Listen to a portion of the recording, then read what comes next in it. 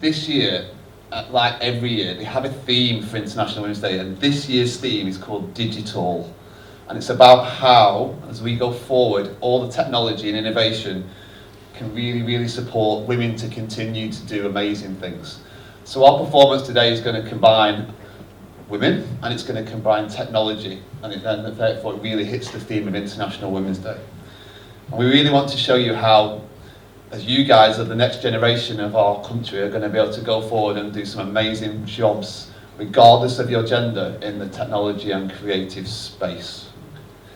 So just for a minute, I want you to think about 10 years in the future, about what jobs might look like. Because in 10 years, you guys are going to have to get jobs and look after your mums and dads. A bit of a revenge. So think about what jobs, because 10 years ago, there are jobs available today that weren't even invented 10 years ago. So the jobs available in 10 years, they're not even invented yet. So I'll tell you in a minute about some of the jobs that they predict are going to be around in 10 years' time. If I think back to when I was your age and I was at junior school, we got a new computer in my house, and it was a Spectrum 48K. None of you will remember that. And it was the best home computer you could buy at the time. And I'll tell you now that this has 107,000 times more memory than my computer from when I was your age. 107,000 times more memory. So imagine in 10 years' time what mobile phones and computers are going to look like when you're working with them. So some of the jobs that people are predicting are going to be available in terms of creative and technology when you guys are looking for jobs. So by 2033, NASA predicts they'll have a computer capable of flying 4 astronauts to Mars for a 3-week exploration, look after them and fly them back to Earth. And that'll be done by a computer. They predict you'll be able to get a flight from Manchester to New York in 40 minutes, and you'll be able to go to Australia in 2 hours and 20 minutes. But the technology around making that plane and making it green and not destroy the atmosphere and the ozone layer and making it safe for humans to go on is going to be driven by you guys. You guys are going to be ones designing these planes. When you go to the doctors in 10 years' time, rather than giving you medicine, there's every chance they'll inject some little nanobots into your blood. And these little microscopic robots will float around your body looking for bad things and will kill them. And again, robots in medicine and in the NHS are going to be the future of healthcare. So as in the future, rather as nurses taking blood and giving people injections, they'll be using technology and robotic technology and artificial intelligence to treat people. So these are jobs you guys are going to be doing. And finally, for those who like sport and computer games and playing out, AR glasses, so the goggles which make you see augmented reality, they're saying in the future you'll be able to play real life Fortnite because you'll go to a park and put your glasses on and there'll be characters and buildings pop up and you'll be running around the park exploring. So for me it's brilliant because not only are you playing computer games, which everybody loves, but you're out and about keeping fit and healthy as well. And for those who like shopping, which I'm sure there's not many of you, you'll be able to walk past shops with your augmented glasses on, and your glasses will know what kind of dresses you wear, what kind of colours you like, what foods you like to eat. And as you walk past shops, things will come out the shop window that they're selling, showing you what you like, and showing you in those dresses and those foods that you like. And that's all around advertising and retail. So whatever sector you think you might want to go and work in, computing and creative skills are going to be at the forefront. And it's really sad to think about, in the past, when we didn't really know as much, that everyone thought computing was a man's sector. You had to be a man because women weren't intelligent enough to work in computing. That's what everybody thought. And it took a bunch of really inspirational women to fight against that. And you're going to meet some of them very shortly.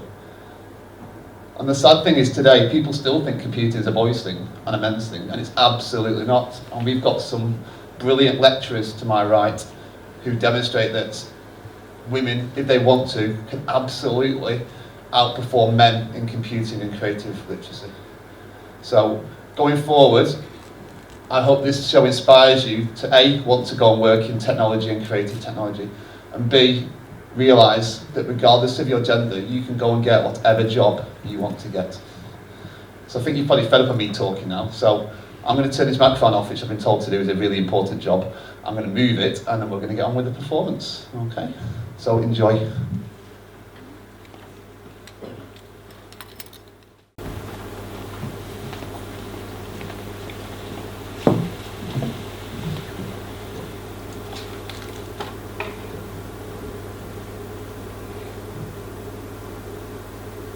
Hello, my name is Hedy, and when I grow up, I want to be an actress. Clever too.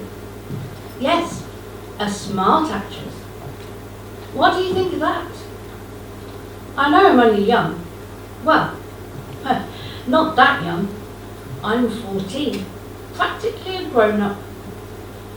It may seem silly, talking to myself, but I need to practice, don't I?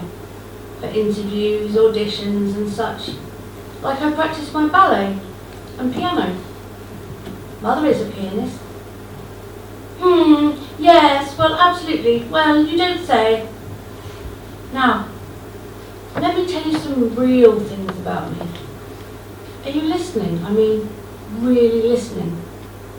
Hello, my name is Hedwig Eva Kiesler, and I'm from Austria. I want to be a scientist. One of my earliest memories is when my father found me taking apart my music box to find out how it worked.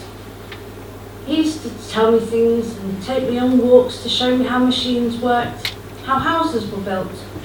It was very interesting, but I have two things that are against me. One, I'm a girl, and two, I'm pretty. Sometimes I don't think those are very good things. You cannot be beautiful and be in a man's job, at least I don't think so anyway. Not that I mind being pretty, but can't I be both?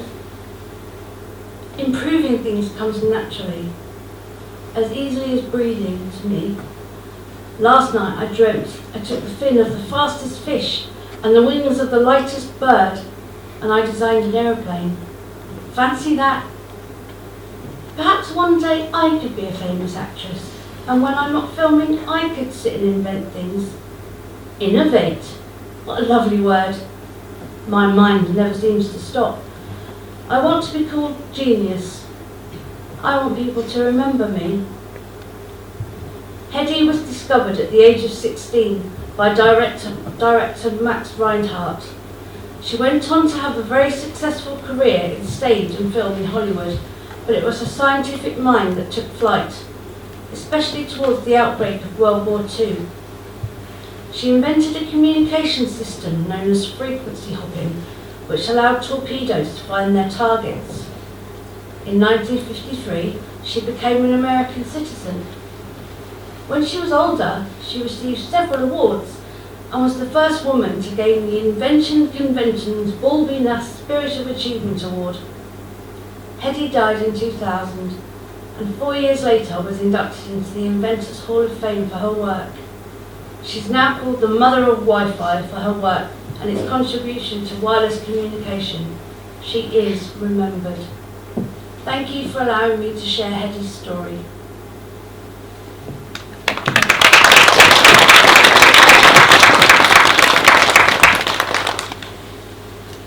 Ada Lovelace.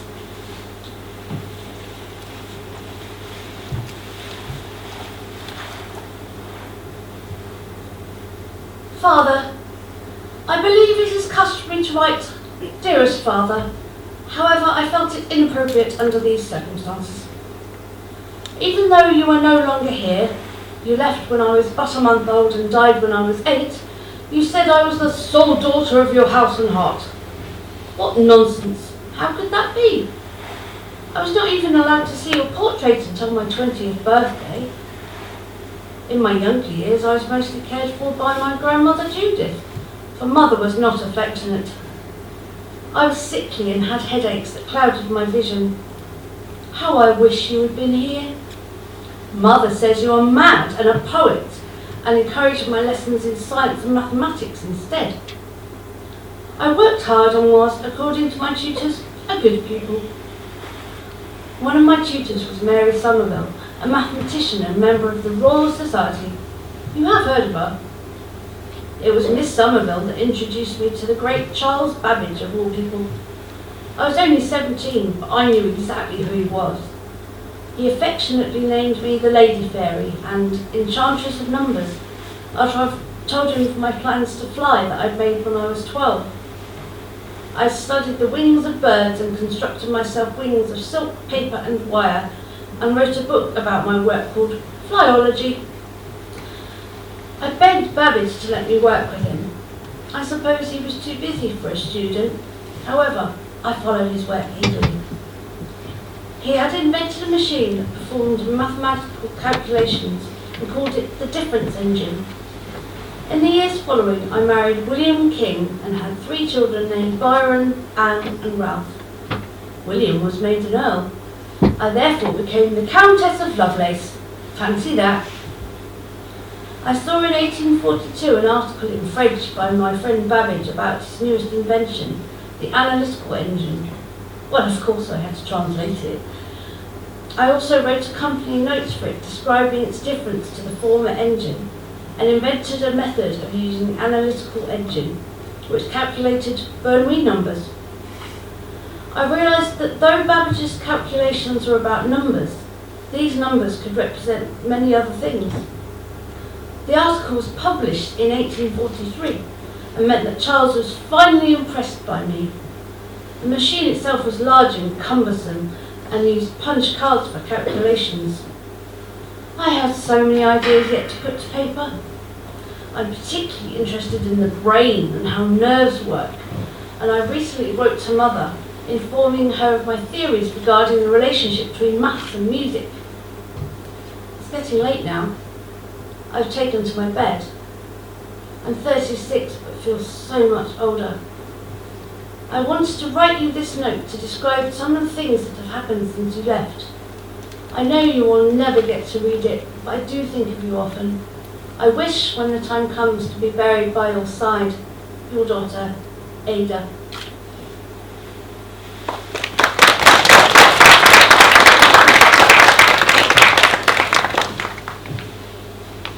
Dr. Fifi Lee.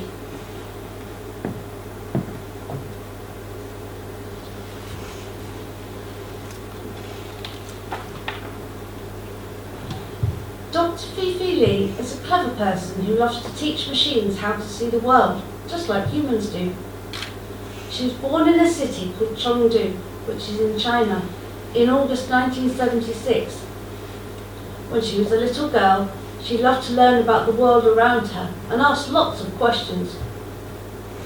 When she grew up, Dr. Lee decided to study physics in college. After taking a computer science course, she became fascinated with the subject and decided to study computer science instead. She went on to get a special degree called a PhD in electrical engineering, which is a type of science that involves using electricity and technology to solve problems. Dr. Lee is excellent at a type of technology called artificial intelligence, or AI, which helps computers and machines learn to think and behave like humans. She is especially interested in a part of AI called computer vision, which helps computers see and understand the world just like humans do. In 2009, Dr. Lee created something really cool called the ImageNet project, which is a giant database of pictures that's used to teach computers how to recognise and understand objects, scenes, and people in images. This project has been important in helping computers learn to see. Dr. Lee is now a professor at Stanford University, which is a famous school in California, United States. At Stanford, she helps students learn about computer science and AI, and she also leads research projects that help advance the field of AI. One of the most important things that Dr. Lee believes is that everyone should be able to learn about AI and computer science, not just a few lucky people.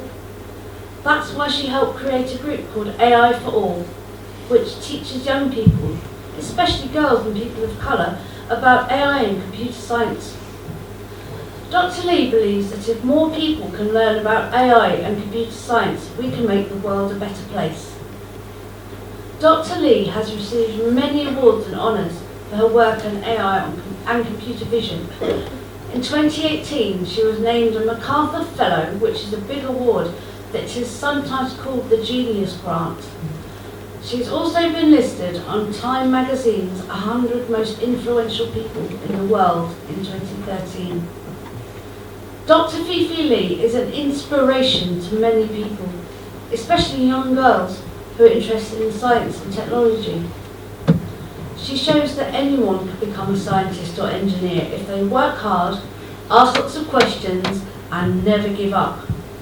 Why don't you have a think about what your dreams are? Thank you for listening.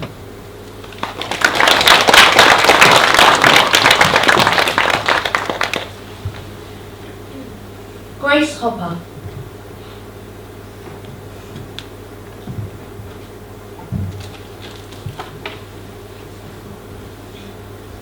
Thank you for inviting me to give this talk at your lovely school. My name is Hopper, Grace Murray Hopper, and I'm American. My nickname at work is Amazing Grace, like the song. I'm a computer scientist and an admiral in the Navy. They say you aren't supposed to ask a woman her age, but I don't mind telling you that I'm quite old now. I was born in New York in 1906, and my parents were called Walter and Mary. I was always a curious child, and I loved to solve problems and know how things worked. Once, I dismantled all the alarm clocks in Ma and Pa's house. Well, I really wanted to see what was inside and how it all worked. Luckily, they didn't mind. I was always encouraged to pursue my interests. They even allowed me to go to Yale University to do maths and physics. I was a very lucky girl.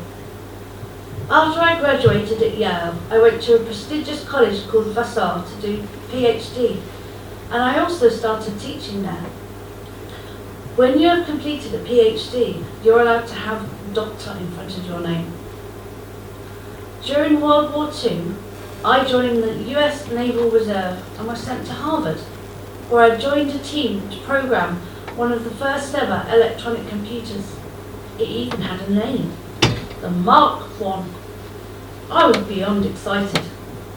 The Mark I could do long calculations automatically, so where before people had to do it on paper or using a calculator, this machine could do it all by itself. Now we just had to tell the Mark I what to do, so I wrote a manual. It was the very first computer manual. I also invented the term debugging for fixing code that had errors. I'm sure you all know what it's like when a computer goes wrong. I also had to work out how to fix it. Once a moth got stuck in the Mark II, and I literally had to debug it. It was a big flappy thing. We used the Mark I to help with the war effort, and it did some incredibly complex equations. It was a very large machine, and it was 51 feet long, 8 feet high, and weighed over 4,500 kilograms. After the war ended, I stayed at Harvard as a Navy Research Fellow. I wanted to work out a way for people to understand computer programming that would make it easier for them, more human, if you will. In those days, you had to be very clever indeed to program them, and they used something called binary code. Have you ever heard of that? It's a series of zeros and ones that computers use for their calculations. I wanted people to be able to use words instead. Nobody believed that I would be able to do it, so I did. This was called the compiler, which translated code from one computer language into another. Following that, I helped create COBOL, which became the first computer language that was universal. I had a pirate flag that I always kept in my office as a reminder to myself and other people that sometimes you have to buck the system and do things differently. Well, it certainly worked for my team and me, and I always worked in my naval uniform, and why not? Being a woman never held me back.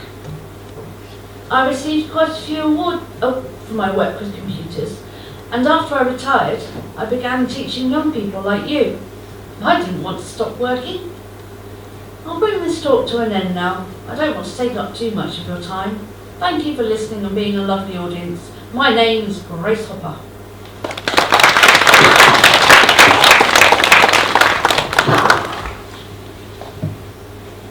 Katherine Johnson.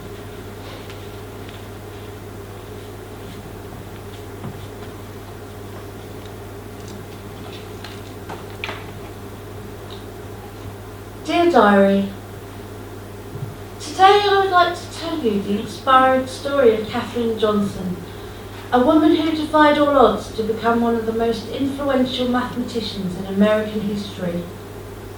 Catherine was born on August 26, 1918 in White Sulphur Springs, West Virginia. As a child, she demonstrated a remarkable aptitude for mathematics and was able to solve complex equations with ease.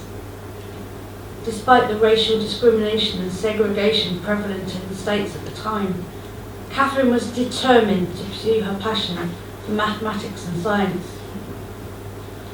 In 1937, Catherine graduated from West Virginia State College with degrees in mathematics and French. After graduation, she became a teacher, but she knew her true calling was mathematics. In 1952, Catherine joined the National Advisory Committee for Aeronautics, or NACA, which later became NASA. She was one of the first African American women to work as a mathematician at the organisation. At NASA, Catherine's work was crucial to the success of the space program. She calculated the trajectories for the early Mercury missions and the Apollo 11 mission that sent the first humans to the moon. Catherine's expertise in analytic geometry and orbital mechanics was instrumental in ensuring the safety of the astronauts and the success of the missions. Catherine's contributions to the space program earned her numerous awards and honours, including the Presidential Medal of Freedom in 2015. Her story was also featured in the best-selling book and movie, Hidden Figures, which brought her accomplishments to the attention of a wider audience. Despite facing significant obstacles due to her race and gender, Katherine Johnson never gave up on her dream of becoming a mathematician. Her dedication, intelligence, and perseverance serve as an inspiration to people around the world. She passed away on February 24th, 2020, but her legacy continues to live on. Thank you for allowing me to share Katherine Johnson's remarkable story with you, Diary. Her contributions to the space program and her impact on the world will never be forgotten.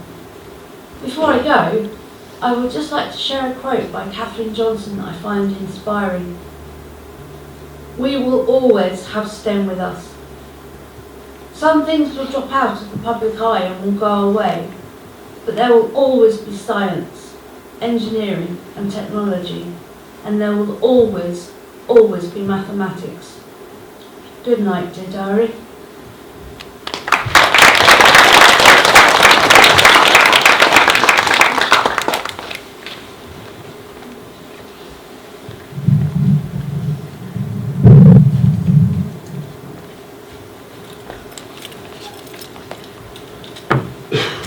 Wow, thank you ladies. Is this switched on? Some very inspiring young ladies here. We're going to be asking you a little bit later on to think of your favourite out of these that you've seen today. But me and Sophie are going to share some of our favourites. So the first lady I'd like to share with you is Alice Benting. She's the founder of Code First Girls, and you can find them on the internet today.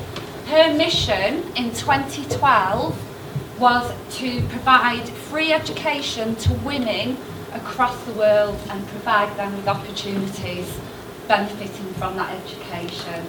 Her achievements to date, so far, they've educated 100,000 women across the entire world with this free education. So I think that's amazing.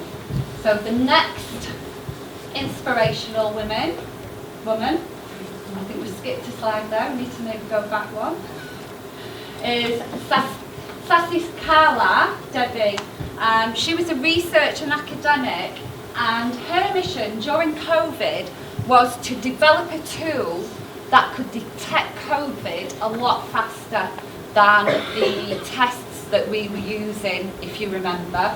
And she was able to develop this tool using artificial intelligence. This tool is being further developed so it can already detect things like COVID, heart and lung disease faster than any other tool that is currently available at the moment, and they're developing it to try and make it much, much faster.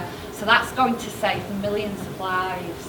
And I think that again is absolutely amazing. Sophie's going to share 2 of her favourites. So, thanks Jeanette. So as you may have heard, my name is Sophie, and here are some of my most inspirational women in computing at the moment. So on the screen, we have a lady called Jenny Radcliffe. Now Jenny Radcliffe in computing is known as the people hacker, and she's got this name for a very good reason.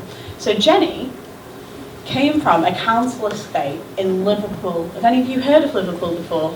Yeah, got a lot of you, fantastic.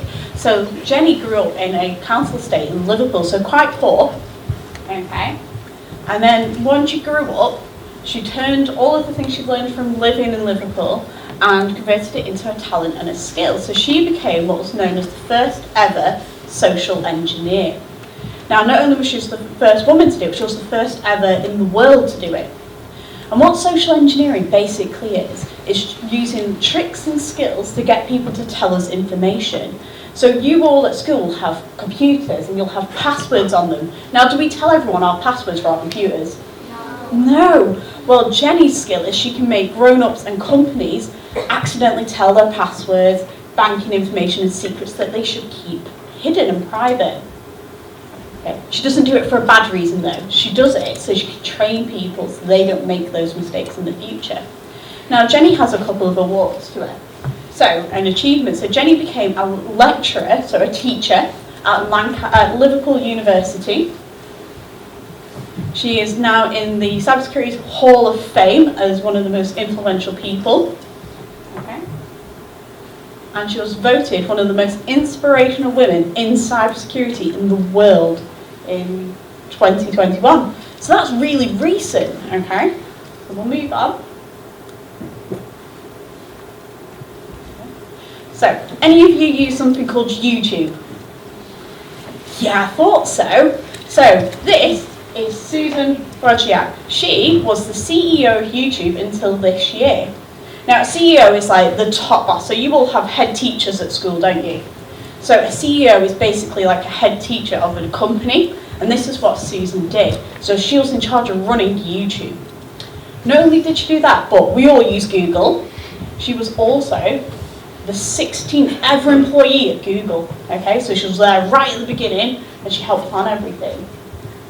And she was also ranked the 6th most powerful woman in the world. That is quite a title, that, isn't it? Okay, so let's move on. Right, I think everybody's been so well behaved and you've all been sat there for so long, so quiet. I think it's time to make a little bit of noise. So what we want you to do, as each of our inspiring women step forward, I want you to cheer for your favourite, and we'll see who gets the most cheers. So shall we start with Ada? Would you like to take the stage? Come on, we need to make some noise. Is that all Ada gets? Is that all Ada gets for what she contributed? Ada's Jeanette's favourite. Come on, let's hear it again for Ada. Come on. Well done, Ada. And then who should we have next, Sophie? Should we go with Grace? Grace? I think we'll Come on, have Grace Hopper coming up.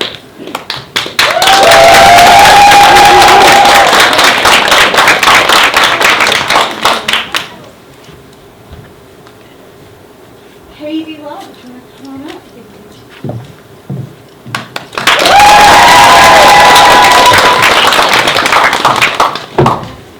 Catherine?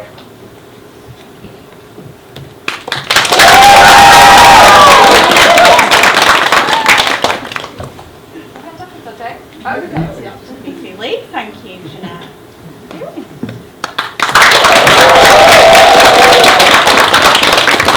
I think it's still very quiet. Should we do that again? Yeah, why not? Come on, one last time. Ada?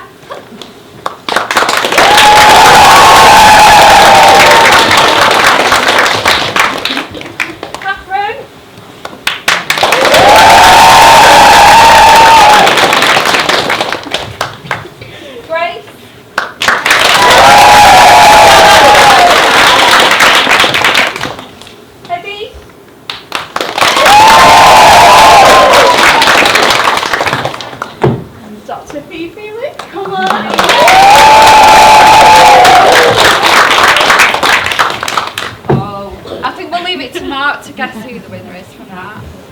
think about it while Gabby. Yeah, I think we'll have to think about that. Well, welcome. Thanks for coming down today. We've got one more school just there. Oh, another one. Sorry, left you out. Who were left out?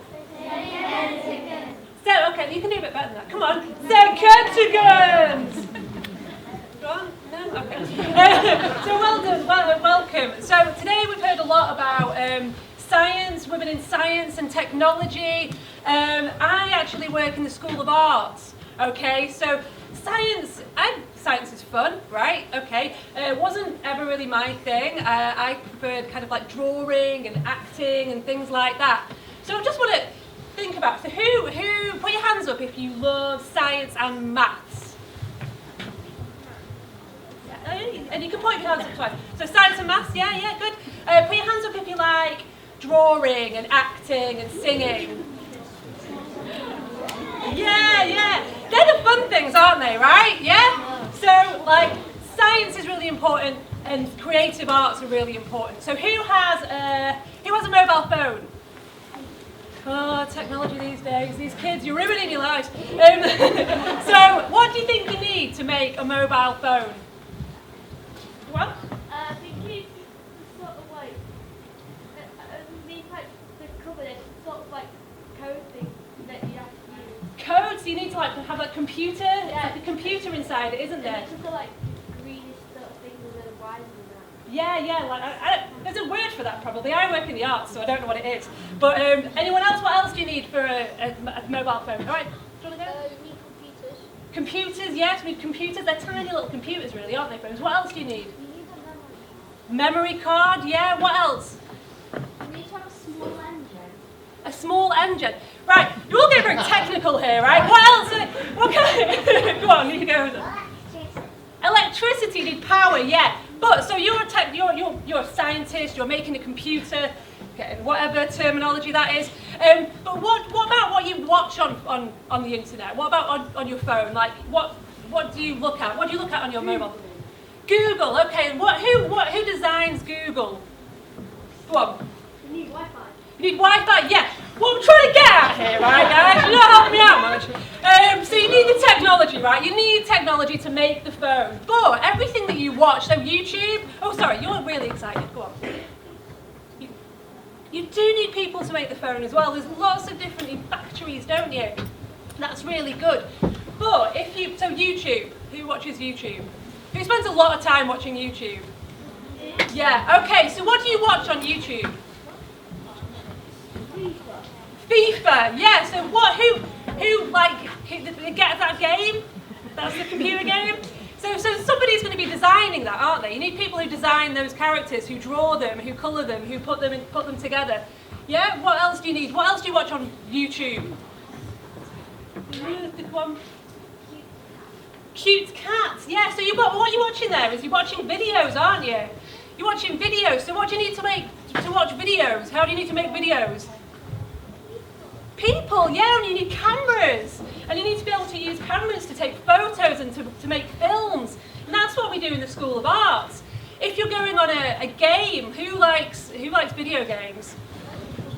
Yeah. So you need somebody to design that. What does it look like? So technical people, like computer people, like, I don't know how you identify, but like, they're very good at doing the programming and the technical stuff and making things work. And the arts are very good at making it look pretty and making it look well designed and helping you navigate through, like, how to use it. Okay, so technology is really, really important, but so is filmmaking and photography and acting and like, what else did I say? What else is there? Graphic design, web design. All those things come as part of like the creative side of the technology that you use. You've still got your hand up and you're being very patient. But design? Yeah. Yeah, and that design, and that's one of the reasons why the iPhones were so popular and the Apple products were so popular, was because they were designed beautifully, they looked beautiful, they handled beautifully, okay? That's part of the creative aspect. So, have I got a slide? So what I'm here to do really is to introduce a bit of a competition for you guys. So I want you to think about that creative side of you and that technical side of you as well. Have I got a slide?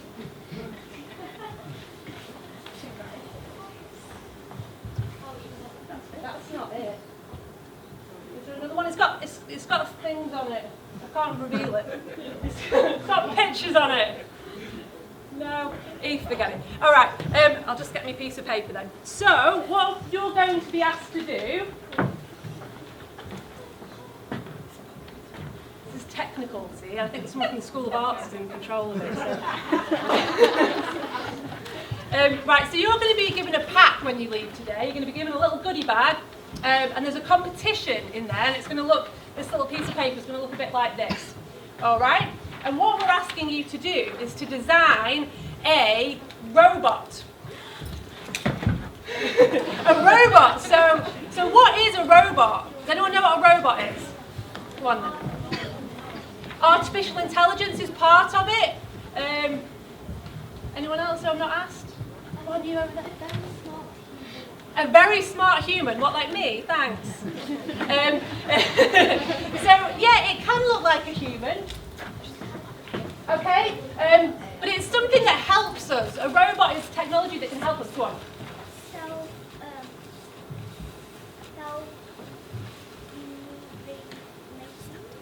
Self-moving machine? It could be. So yeah, robots. In the past, we thought robots were going to be these metal men that walked around. Yeah, but robots have become so much more now. So all these things on the screen here. So in the top, like left-hand corner. That's a robot. This guy looks like a robot, doesn't he? What about that thing at the top, the round thing? Does anyone recognise what that is? It is, isn't it? It's the vacuum cleaner that does the vacuuming while you're out. Has anyone seen those pictures though? If you've got a dog or a puppy that maybe has an accident, you want to avoid having one of them, all right? Because it can leave stains. And then top right hand corner, this is a robot that might be used in a factory to help put cars together. It might be a 3D printer, that's a kind of robot. Then we've got underwater robots who can seek things that we can't find. There's a robot here which is like, did anyone remember COVID? Yeah. Do you remember learning online? Did you think that was fun? No, you did. One person said yes. I didn't like it. I didn't think it was very much fun at all. But this is a robot that you can be places without actually being there. So you could sit at home in your pyjamas, well, pyjamas on the bottom, t-shirt on the top, and be in different places. And that's a kind of robot. And then you've got robots that are used in the military to go and find bombs and things. And then you've got, like someone said, AI. We've got humanoid kind of robots who are trying to, look like actual people. So what I'm saying here is you're going to be designing a robot, but a robot doesn't have to look like him at the top or her. A robot can look like whatever you think it should look like, okay? And this is the really important bit. So we have tech and creativity, and those two things are really important. They need to go together, okay? So when you're doing this, you need to be thinking about that. Be creative. Think outside the box. Think about what's no one ever done before, okay? Now, it's not just any kind of robot. Has anybody heard about, anyone heard of Greta Thunberg? Okay, oh, a lot of people have heard of Greta Thunberg, that's brilliant. Someone in the back, you right in the back over there. Who is she? What does she do? She's a...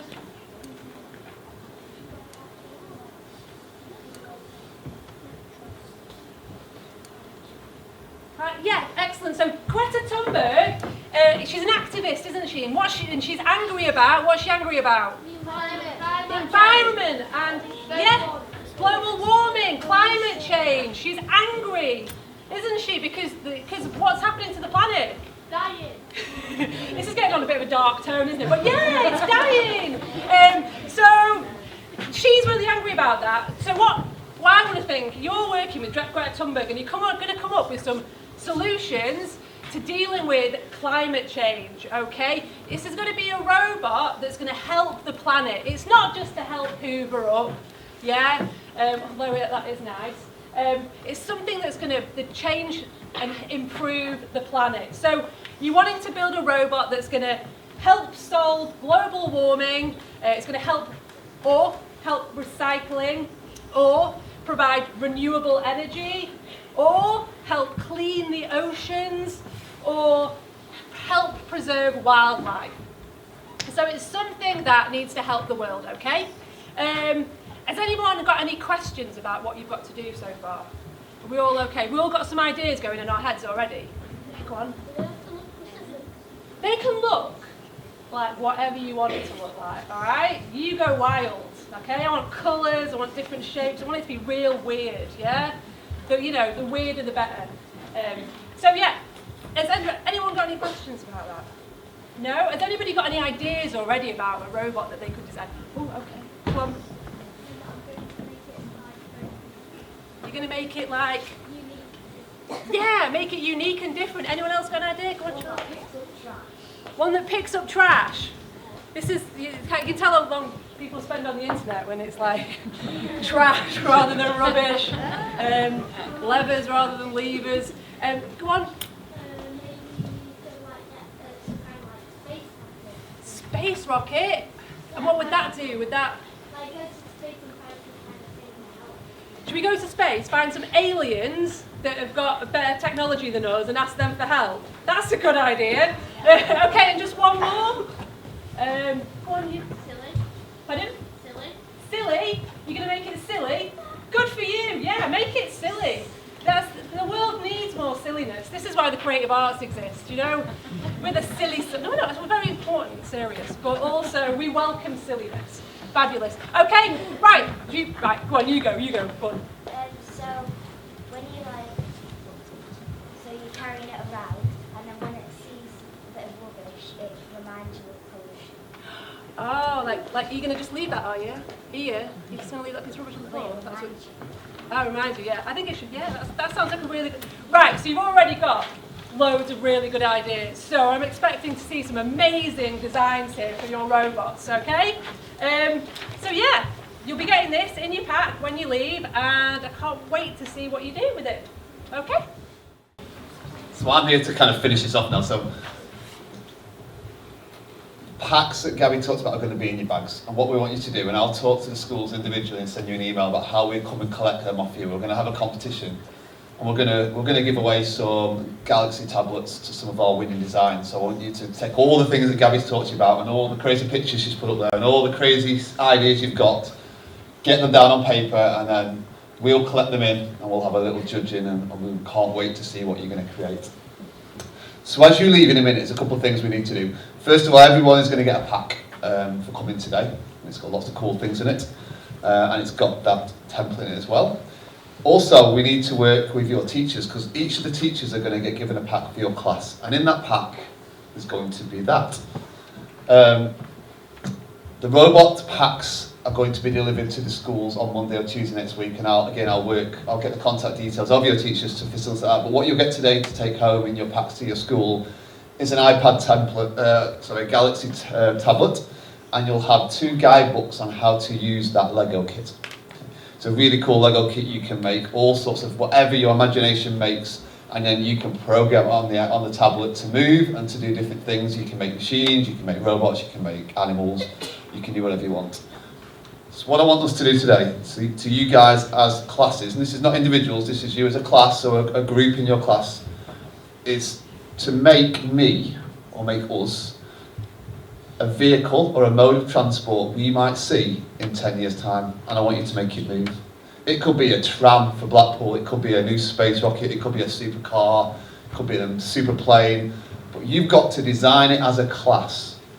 Make it with your Lego kit. And then do me, and again, I'll send an email to schools. I want a little short Instagram video or a little video of your project moving, and then you can send that in to me. And the winning design, we're going to give the school a really special prize of some virtual reality goggles and some staff training to use. So I will email out to all the schools with the details of those competitions But the biggest thing for you guys is to get your packs today, play with everything in your packs, design those amazing robots, and we'll work on getting them sent in. So just before you go, and we're going to release was the wrong word, let you exit in an orderly manner. We've got across there, we've got another little room, and it's got a green screen in, which is just a big piece of green cloth. And we're going to invite you to go up in schools, and if you want to have your photos taken, I don't think they're as big enough to fit a whole class in, so you might have to break your classes down into smaller groups. You can have your pictures taken as a little group. Our famous, inspiring women are in that room, so you can select if you want any of them in your picture with you. And what we'll do, we'll put a really cool background on it and we'll send it out to you as a school as a bit of a souvenir of what you've done today, because you've all been brilliant. Okay. So I'm going to let you out, and whilst everyone's going out to have the pictures taken, and you can collect your packs out there, and teachers can also collect your bags with your tablets and your books in it. And then leave your details with somebody at the desk and I can get the Lego to you. Whilst you're remaining here, the ones who remain in here, we're going to give out some little sticky notes and a pens. And if you can just do me a favour and write 1 or 2 words that today's made you think about, that will do me a really big favour. So we'll give you a little colour sticky note and we'll give you a few pens to pass around. So if you're not having your photograph taken, you can just stay in here, write me 1 or 2 words, that would be amazing. And you can just come and put them on here, or the teacher can collect them however you want to do. So once again, I'd like to thank you all for coming. I'd like to thank my amazing team for putting on such a wonderful show for you. So we'll give them a round of applause. There's lots of people that are doing amazing things for you.